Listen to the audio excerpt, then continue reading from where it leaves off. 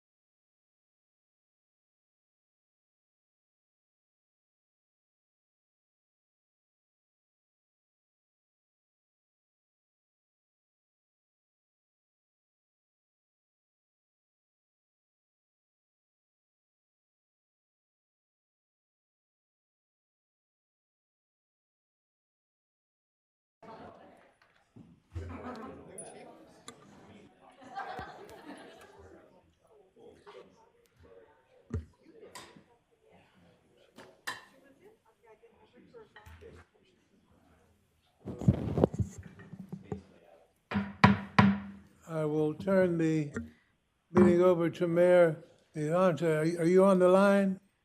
Is your Yes, mic? I am, Okay. Reverend. Thank you. Good. Good morning, Tony. Would you take charge, please? Yes, good morning, everyone. Good morning. Hope we're bright sunny day here in Cleveland. I want to convene the RTA Organizational Service and Performance Monitoring Committee at 9:03 a.m. Can I have a roll call, please? Mayor Biassiata, Here. Ms. Moss, Ms. Duarte, and Mayor Weiss. Here. We have 3 committee members present. Wonderful. Today in our committee, we're going to be discussing an RFP for the procurement of electricity supply provided to the authority. It's going to be for a 3-year contract. And what we're going to go over is the procurement process today, because due to the nature of electricity pricing, the prices only hold for a few days, so we will know the exact supplier and the exact price at our next board meeting on May 24th. To go over this process, we're going to have 2 presenters today, and I believe we're going to start first with Natalie Ulrich, our energy manager. Natalie, the floor is yours. Thank you. Well, good morning, Committee Chair Mayor Biassiata, committee members, members of the board. Today I'm going to be pleased to present to you the project overview. Whoops, let's start. The project overview for the electrical supply procurement. Before I do, however, I'd like to go over what's been happening with the current market.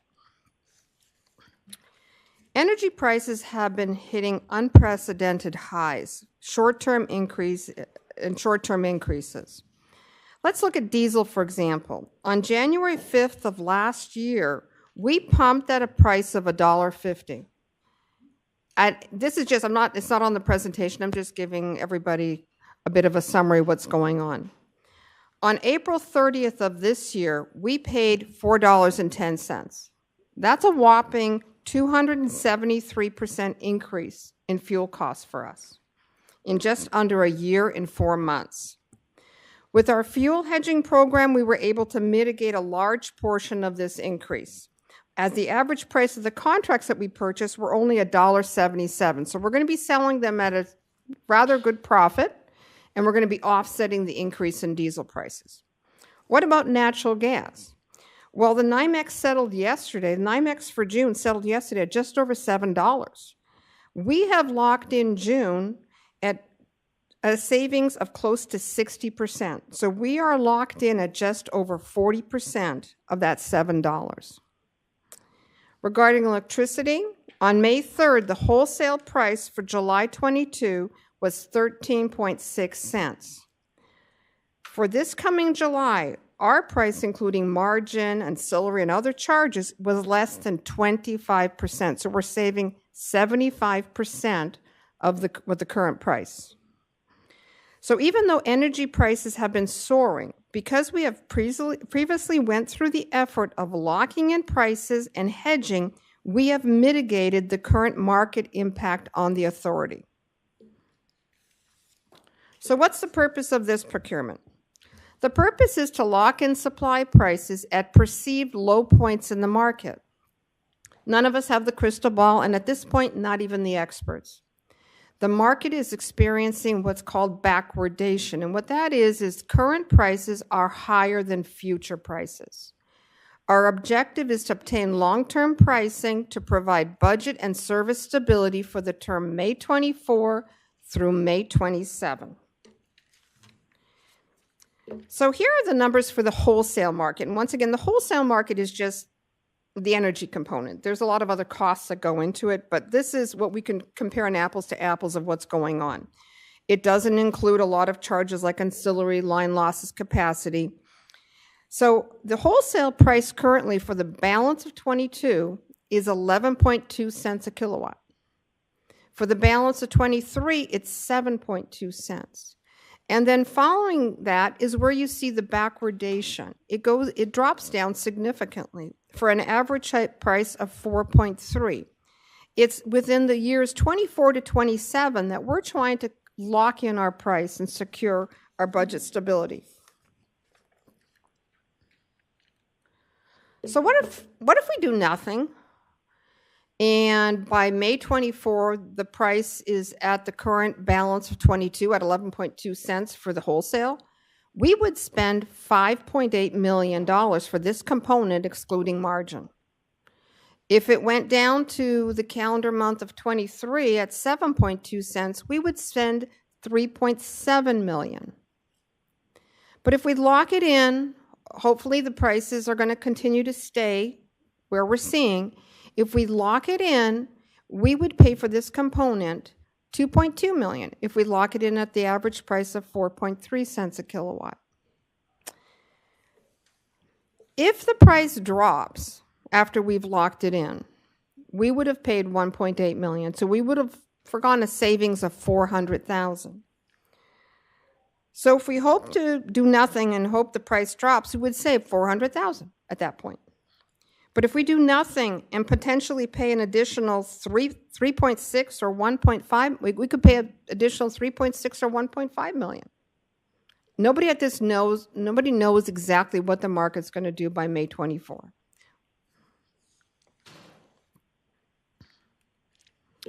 The authority is a large consumer of electricity. It powers the entire rail line. It's what propels our trains. It's also used in the production of compressed natural gas. We don't buy compressed natural gas, we manufacture it, and we need electricity to manufacture it. It fuels all our facilities from large districts, rapid stations, bus stations, and light poles. And even this facility, a lot of people don't realize, it's primarily heated with electricity. We obtain electricity from the illuminating company. These are the utilities, the illuminating company, CPP, and also from third parties such as Tower City and the airport. They buy it first from the illuminating company, and then they sell it to us. The components of electricity, it's a complex market, but to make it simple, there's two main components. You got the distribution and delivery, and that's the utility, that's the CEI. And you got the supply, the actual electron. That's the supplier. That's who we're trying to contract with in this procurement. This procurement is for the supply of our CEI accounts. And we have 146 meters that are fed by CEI. The supply can either be obtained from CEI at a standard service offer or at variable rates, and that would reflect what's going on in the market. So by May, if we decided to do that, we'd be paying market rates. Or we can shop and lock in long-term rates. The estimated amount of kilowatt hours is about 52 million. That changes depending on the weather. So we are very weather driven. If we have a very cold winter, we're going to use more electricity. If we have a very hot summer, we're going to use more electricity. Our rail substations that feed the rail line, the yard, and the 3 rail facilities amount to 69% of our total consumption. The other facilities are the remaining 31%. The goal is to obtain long-term pricing to provide budget and service stability. I'll now pass this over to Sean.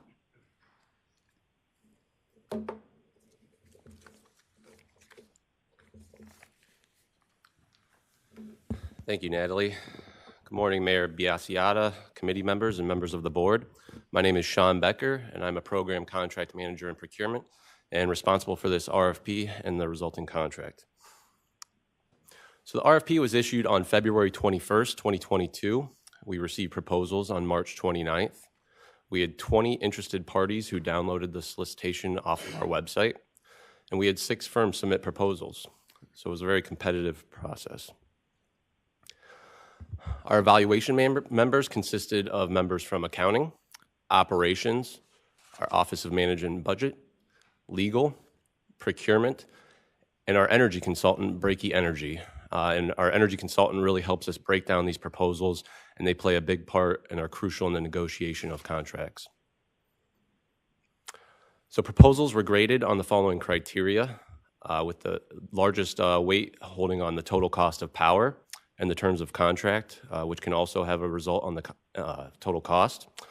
the financial viability of the firms, and the experience and reputation of the firms. We want to make sure that these firms who are going to be entering into contracts 3 years from now, 4 or 5 years from now, are going to be around. So financial viability and experience is crucial as well. So due to the nature of the electricity and energy market, suppliers can only hold pricing for a few days. So unlike a typical RFP where today we would be presenting an actual firm, their experience, who they are, we're not going to know who we're going to go with until the day before the board meeting when we get final pricing. So how we handle this is we have our initial evaluation on proposals to see who has a reasonable chance of being awarded a contract. We shortlist to those who have a reasonable chance of being awarded a contract and negotiate executable contracts with each of those shortlisted vendors. So when we do get final pricing, we can pull the trigger as soon as the board approves it to execute a contract with a selected vendor. So we're currently still in the evaluation process, and best and final offers with revised pricing will be received on May 23rd, 2022, with the final evaluation will take place. So a recommendation with a not to exceed amount will be presented to the Board of Trustees for approval at the May 24th, 2022 meeting. And at this time, I'll be happy to entertain any questions you may have. Any questions from the committee members?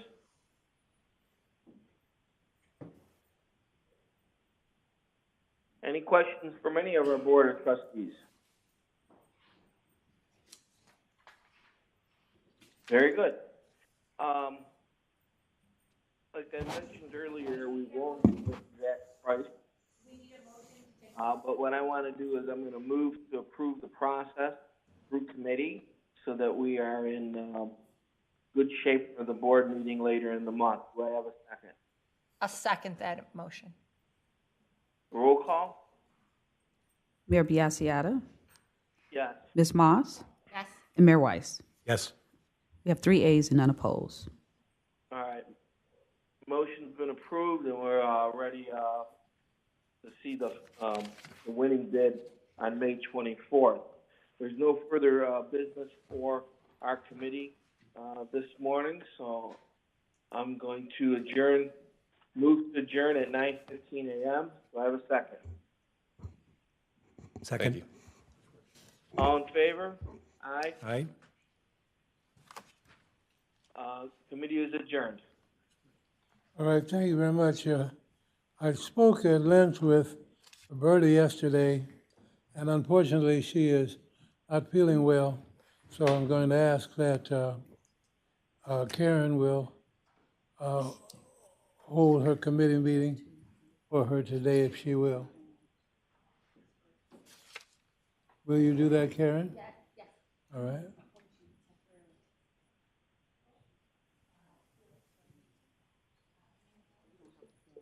Terry's not here, so we need. We're gonna, Mayor Weiss, yeah. I'd like to bring to order the RTA Operational Planning and Infrastructure Committee. And as Vice Chair and the Chair of this particular committee for today, I have appointing Mayor Weiss to this committee. Teresa, will you call the roll? All righty. Ms. Duarte is not here. Ms. Moss, Here. Mr. Joyce, Ms. Peo, Here. and Mayor Weiss. Here. We have 3 committee members present. Thanks, Teresa. We actually have 2 things on our agenda. The first is going to be a presentation on the capital improvement program, and then we will have the public hearing on the capital budget. Is that you, Carolyn, over there? Carolyn Young. Yes. Will you please begin? Yes. Good morning, Mrs. Moss, committee members, and officers of the board. Today, we are here to present the 2023-2027 proposed capital improvement plan. The presentation will be given by me, Carolyn Young, the manager in Office of Management and Budget, and Joseph Schaefer, the director in Engineering and Project Management. The capital improvement process began last year in September, giving the various departments ample time to submit their budget requests for the next 5 years. All of the projects were submitted to the Capital Program Working Group for their review and ranking of the various projects. Once they had completed, the recommendation went to the Capital Program Oversight Committee for them to finalize the projects based on the recommendations from the Capital Program Working Group, funding availability, as well as the strategic plan. We are here today giving the presentation of our 5-year capital plan with hopes of the committee to move the fiscal 2023 budget to the full board for approval. We will have a public hearing at the end of this presentation with public comments. Once we have the public hearing, as I stated, we'll ask that the committee move the budget to the full board for adoption. Once the board has approved the budget, we will submit our 5-year plan to NOACA for their review and approval. The Capital Program Working Group, the competing projects, they'll review all these submitted projects. They will also utilize the 6 criteria that you see listed here, with state of good repair, health and safety, and government mandates being the top 3 weighted criteria.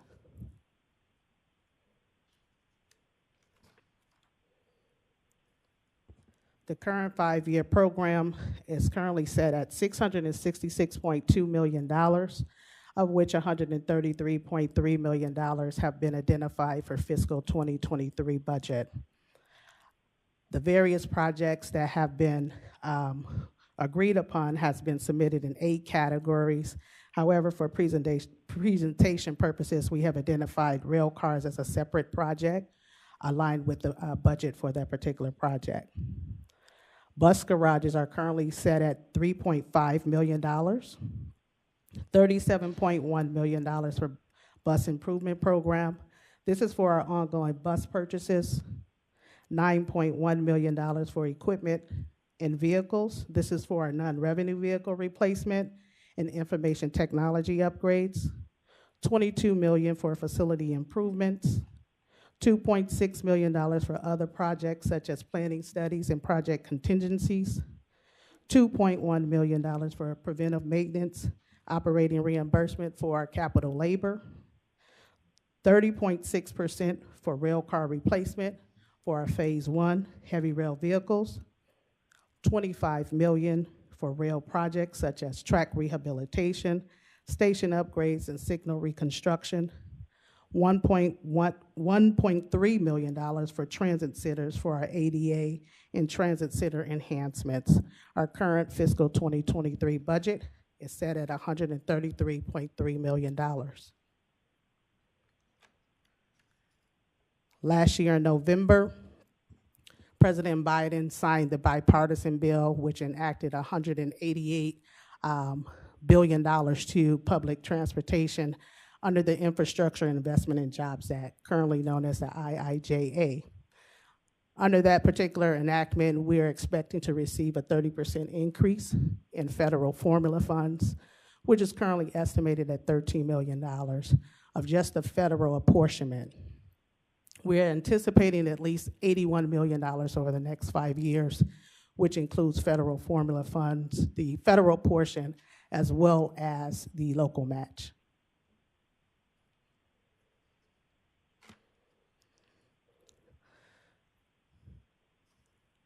The capital plan is developed on revenue neutral assumptions. We really heavily rely on federal, state, and local funds. Our current financial policy requires us to allocate a minimum of 10% of sales and use tax to our capital program to support our standard infrastructure. Over the next 5 years, we're anticipating contributions to come from the following funding sources: 49.5% from the federal government, 12.2% from Ohio, 18.8% from the general fund, and 19.5% of unfunded projects are still remaining as to be determined pending competitive opportunities. Next, Joe will identify the various projects that have been identified in our capital program.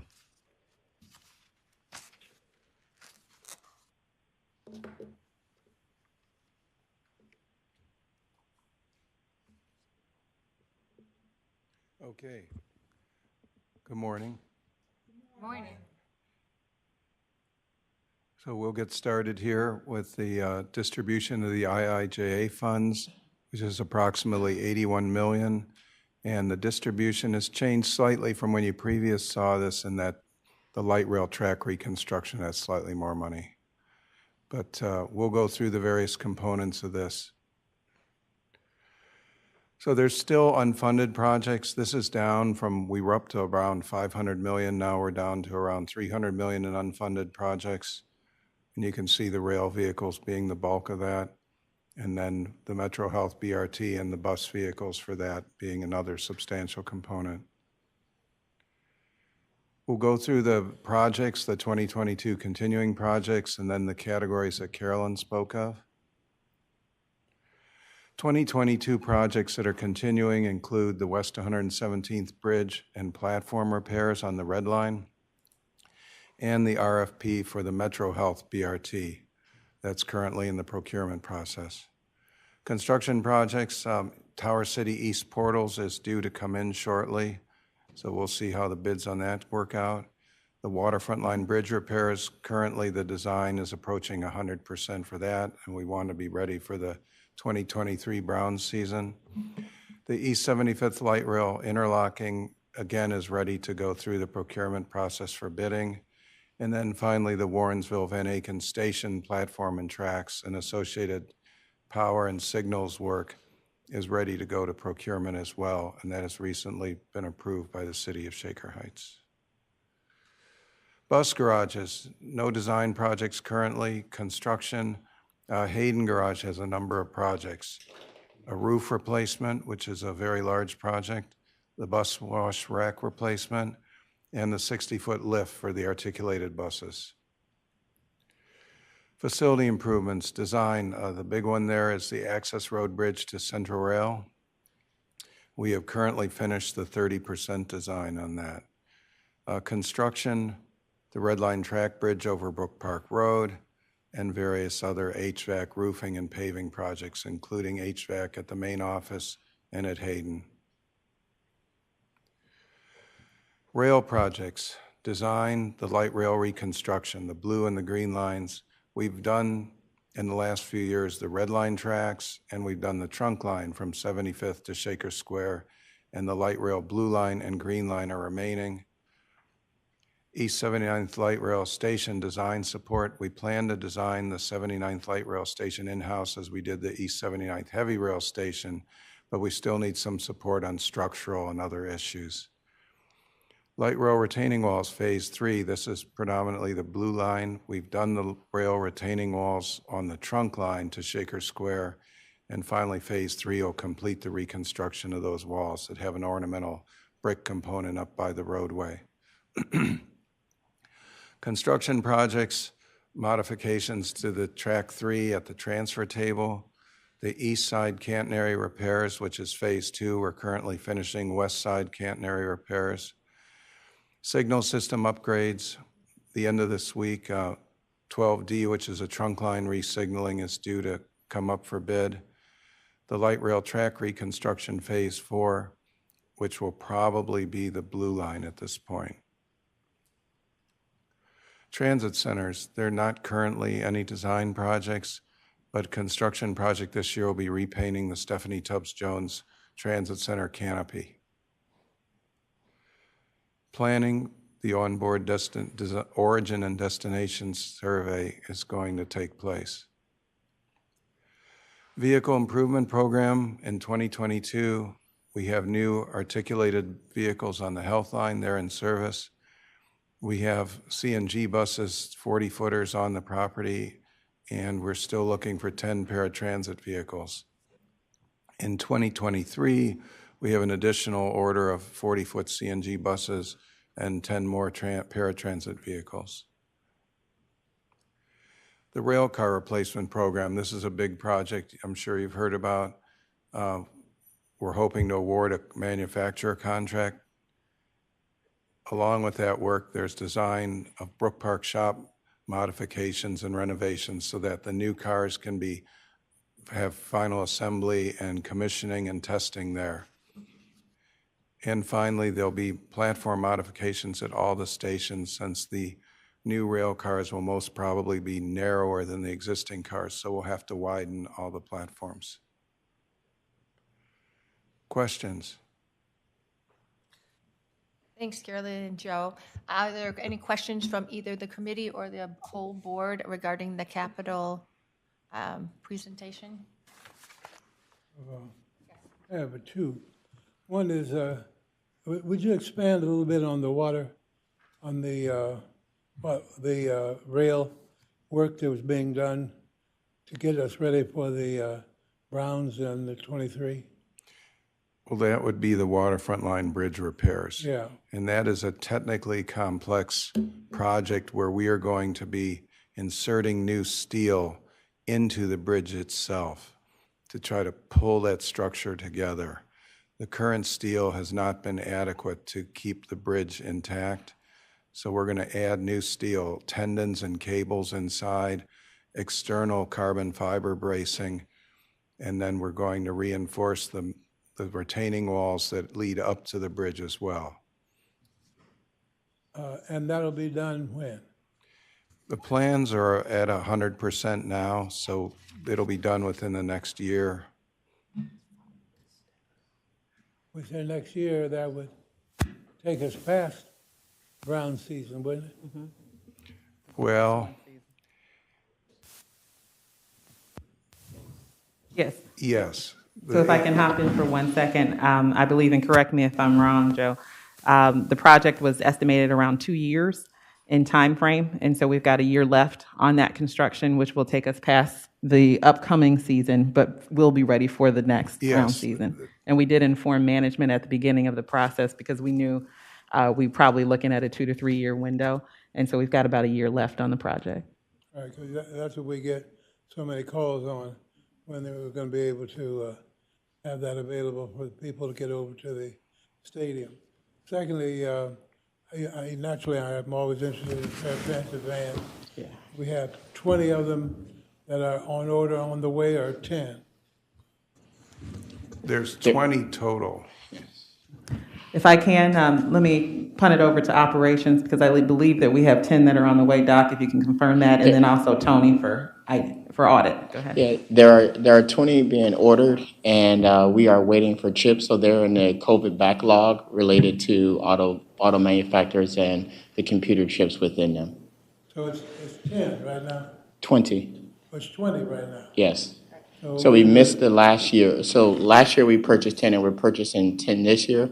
Last year's did not come in because of the auto chips. Right, yeah. So we would have 10 approximately when?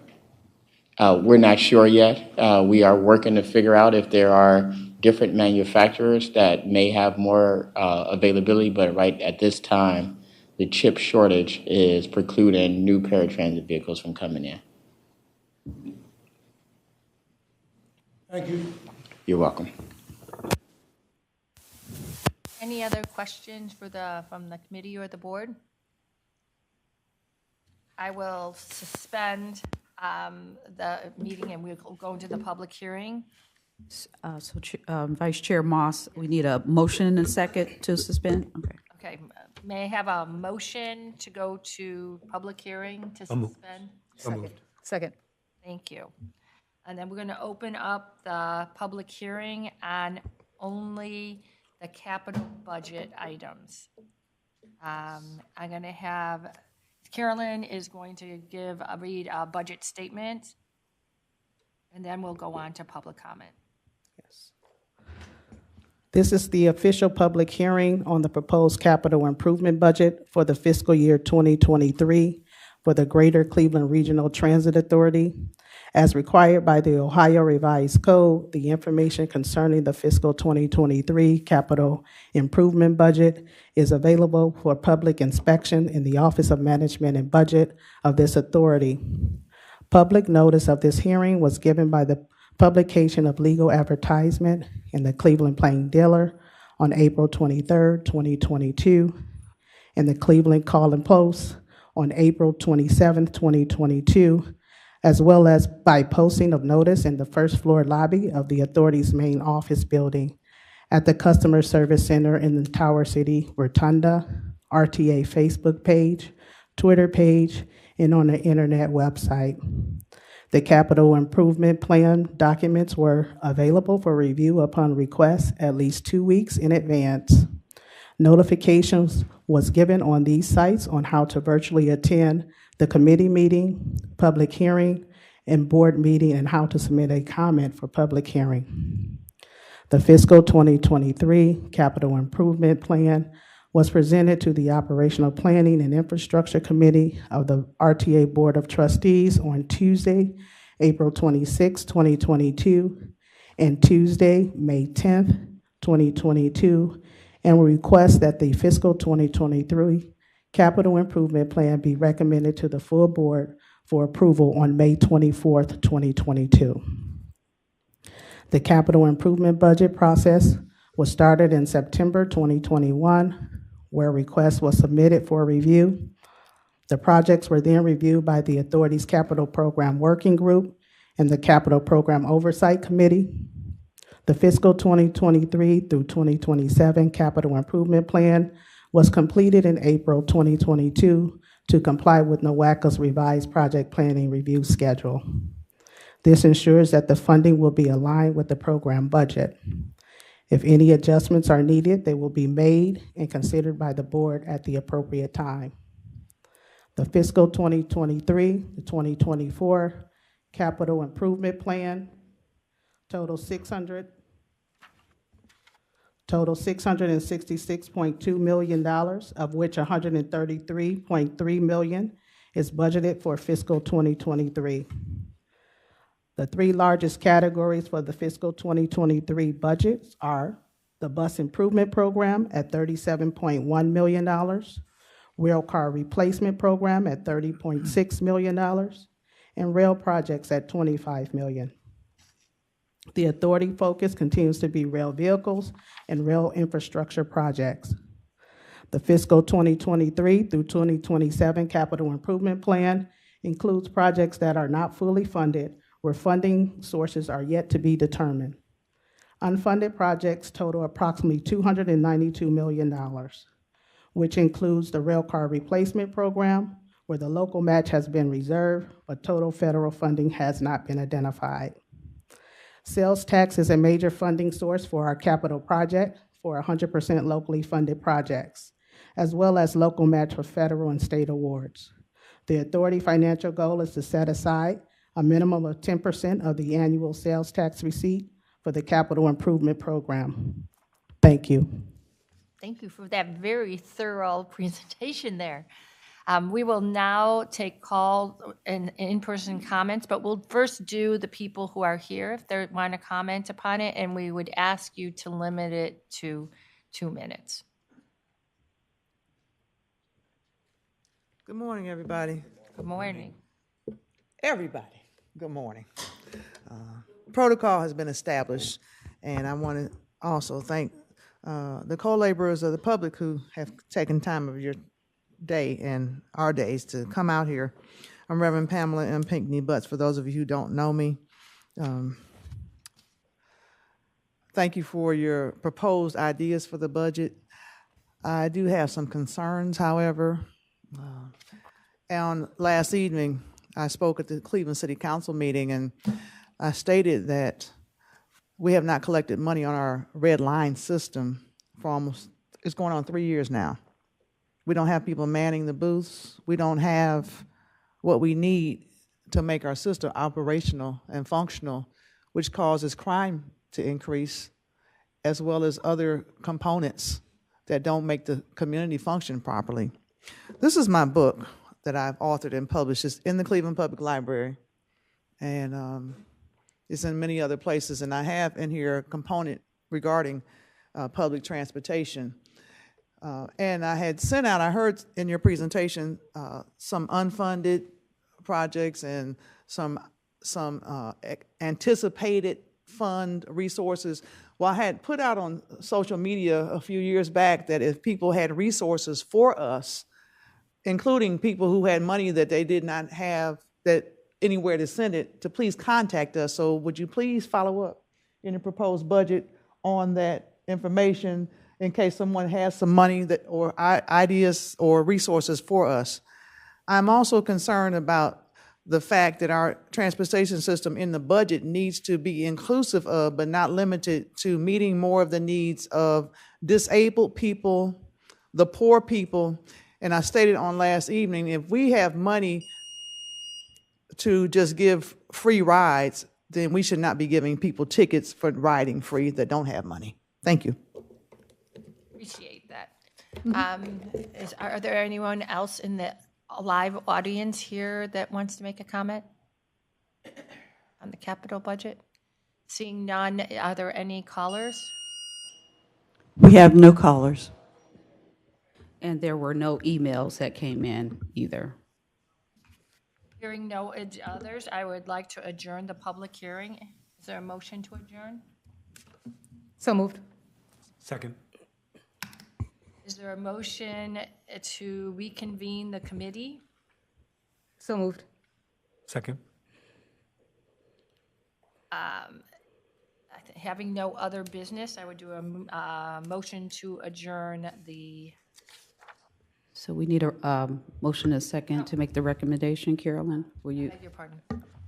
Yes, the staff recommend that the Operational Planning and Infrastructure Committee to present this resolution to the full board for the fiscal 2023-2027 Capital Improvement Fund budget. Thank you, Carolyn. So moved. Second. All right, I think that concludes our business. Am I right on that, Teresa? You would like to ask your committee, all in favor, any opposed, but Oh, we have a you motion. only have Since three. they all did it. Okay. Is there support for this? Yes, yes, all in favor. Anybody opposed? Nobody opposed. Thank you. All right, now I think that we can have a motion to adjourn. So moved. Second.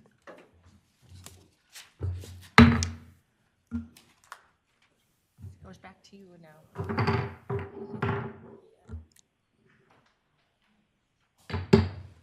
We now call to order the RTA Committee of the Whole Board, asking to hear the roll call. All right. President Lucas, Present? Ms. Moss, Here. Mayor Biassiata, Here? Ms. Duarte is not here, Mr. Joyce is not here, Mayor Kumar, Here. Ms. McCall, she is jumping on virtual, but she's not connected yet, Ms. Peo, Here. and Mayor Weiss. Here. We have 6 board members, committee members present. All right. Today we have a presentation concerning the code book updates, and our resident expert on the code book is here, and we will ask for a presentation. Good morning, Reverend Lucas, members of the board. I'm Dawn Tarka. I'm an attorney in the authority's legal department. Today, we are proposing some revisions to Chapter 242 of the Codified Rules and Regulations, and we're proposing 2 new personnel policies. We've been working on reviewing and updating the code book to bring our policies in line with our current operations. The book was first codified in 1989, and it's subject to review and revision every 3 years. Chapter 242 relates to the position of General Manager, Secretary, Treasurer. And the current provision dates to when the General Manager and Secretary, Treasurer positions were held by one person together. When those positions were split, the bylaws were updated and the relative responsibilities of those positions are outlined in the bylaws.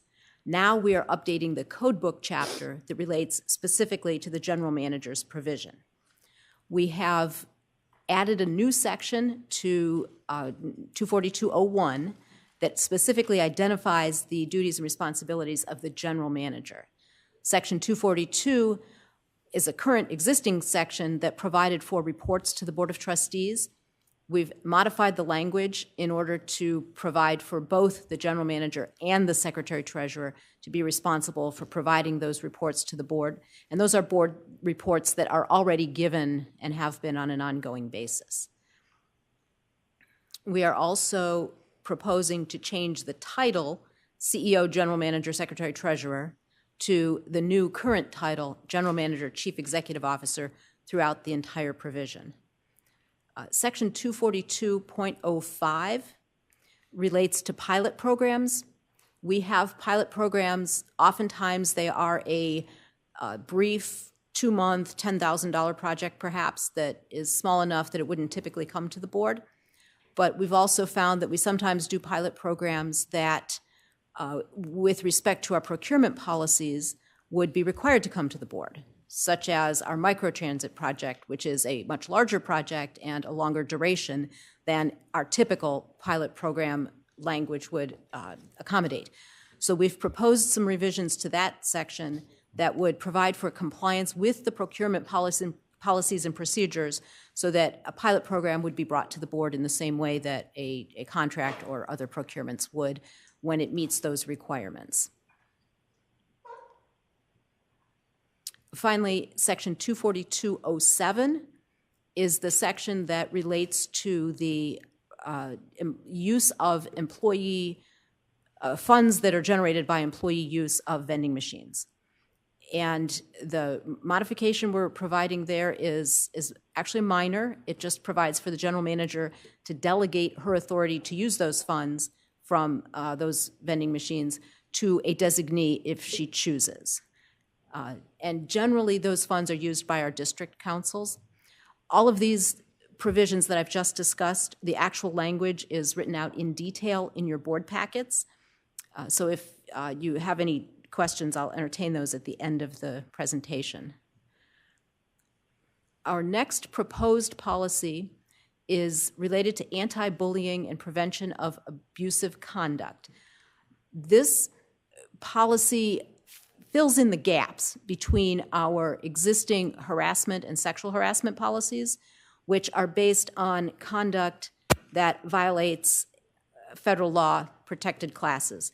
This takes that one step further to address the type of conduct that can happen in an organization but is not specifically fit within those protected classes. Now, we've dealt with bullying and abusive conduct historically under those policies. This is just a clarification and just bringing it out to state that bullying and abusive conduct will not be tolerated. The principle is that employees should enjoy a workplace that supports growth and professional development.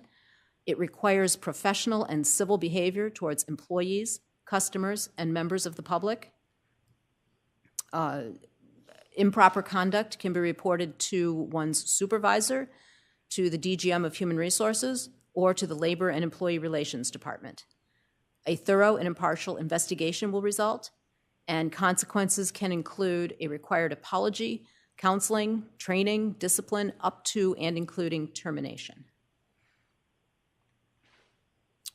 The second personnel policy being proposed is a lactation policy.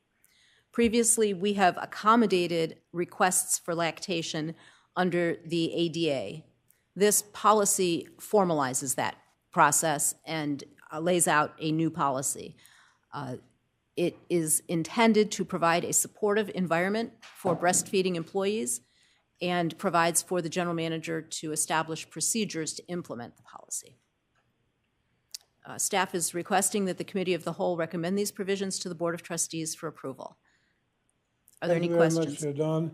Any questions or statements from board, either here or on the line? Anybody? No questions? You've done your work. Thank you. No questions. All right. Is there a recommendation now? Motion to bring it to the board, or is this board, this is motion to adopt. Motion to adopt, yes. Second? Second, Luce. All those in favor, aye? Aye. Aye.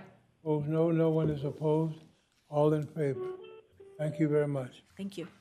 We're also today asking for an executive session request to review the negotiations or bargaining sessions with public employees concerning their compensation or other terms and condition of their employment.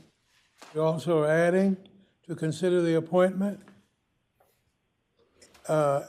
employment dismissal, discipline, promotion, demotion, or compensation of a public employees or official.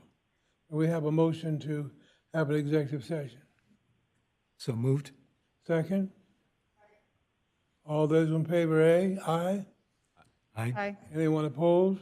Mr. No, thank you very much. Mr. Chair, for an executive session, I believe we do need to call the roll. That'll be fine. All right, President Lucas? Yes. Ms. Moss? Yes. Mayor Biassiata? I believe he had to jump off of the call. Ms. Duarte is not here. Mr. Joyce is not here. Mayor Kumar? Yes. Ms. McCall is not on. Ms. Peo? Yes. And Mayor Weiss. Yes. We have 5 committee members present. We have a quorum. All right. Are we going to be here or are we going to go in the room, Teresa? We can do it here? All right. It's on you. So we're Yes, asking here. our wonderful staff and our guests if they will exit at this time for us to have our executive meeting.